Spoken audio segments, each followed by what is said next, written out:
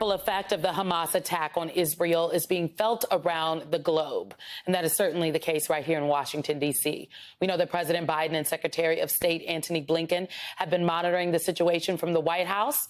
We know the vice president has been briefed. Also, CIA Director William Burns, he canceled a speech he was going to give today due to the Hamas attack. Here now is New York Democratic Congressman Gregory Meeks. He is the ranking member of the House Foreign Affairs Committee. Welcome to you, Congressman. First of all, I just want to know, have you received a classified briefing on the events that have unfolded in Israel? No, I have not received the classified briefing as yet, Simone. Thank you for having me. I fully expect something to be done Monday or Tuesday. You know, we left Washington, D.C., and I happened to be in New York, and classified briefing haven't been in the appropriate settings, but I expect that to happen shortly. What concerns you most about this attack, Congressman? Well, number one, you know how horrific and devastating it was. It was the worst attack on Israel since in 1967, just about. And I'm concerned about the entire region now. You know, we were working to try to get some peace in the region. And we were getting close. That was some of the conversations that we were having with Saudi Arabia and Israel and the so-called the Abraham Accords. There were some concessions that were going to be made in regards to the Palestinians. We were working together to see if we can get some true peace. And now, you know, and I don't know yet from official classifications whether or not this was a part of preventing that from happening. And so I'm concerned about the region. I'm concerned about trying to get back to where we have some true peace, and would have some peace in the region. Anytime it seems as though we're moving in that direction, something drastic happens.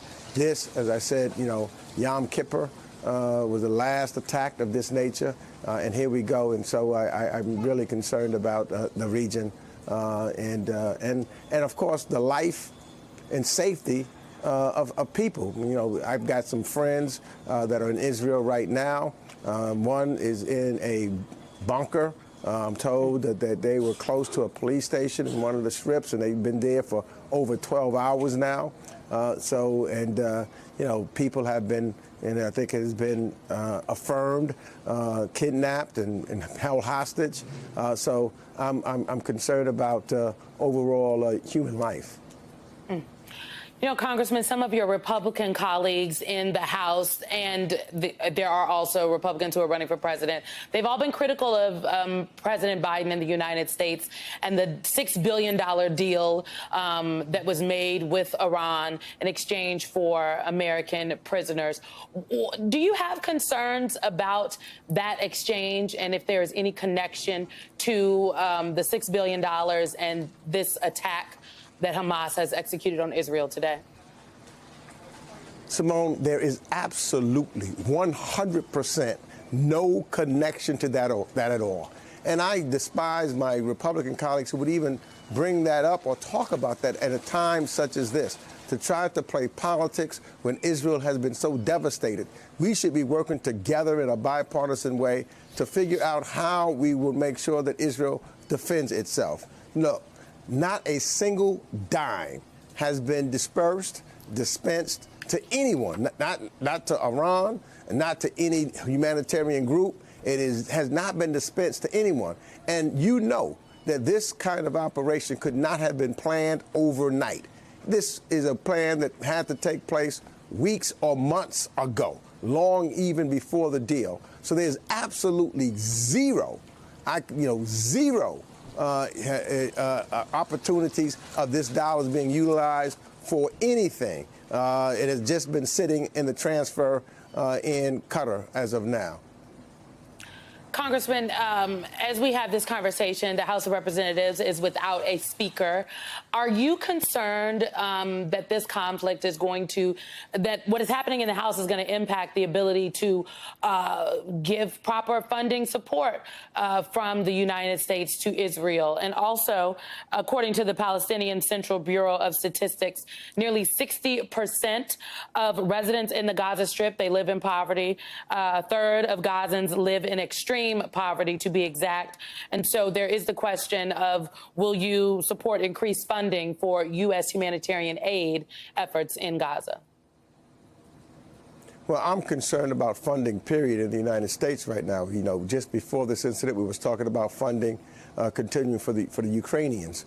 We don't know with the MAGA Republicans that are now having their civil war among themselves who their speaker will be or when that will take place. And a lot of things are weighing in abeyance until such time happen.